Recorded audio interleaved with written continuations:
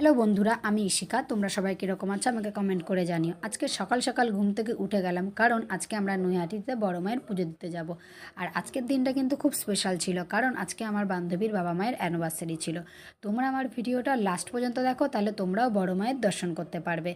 যাই হোক, আমরা এখানে নৈহাটিতে নেমে গেছি ট্রেন থেকে। আর এখানে আমার বান্ধবী চলে এসেছে হাই করতে। আমরা এখন নৈহাটিতে নেমে ওই পারে যাব বড় মায়ের মন্দিরের দিকে। তারপরে আমরা একটু ফুল মিষ্টি ফিষ্টি কিনে নেবো। আর এখানে আমরা ফুল কিনতে এসে দেখলাম এই ছোট পাতলা মালাগুলো 50 টাকা বলছিল, আর এই মোটা মালাগুলো 100 টাকা বলছিল। তা আর কী করা যায়, এখান থেকে আমরা মালা টালা কিনে নিয়ে এলাম। আর আমার বান্ধবী ব্যাগ থেকে টাকা বার করছিল। ওকে বললাম, কী রে, তোর কাছে এত টাকা, আমাকে একটু টাকা দে।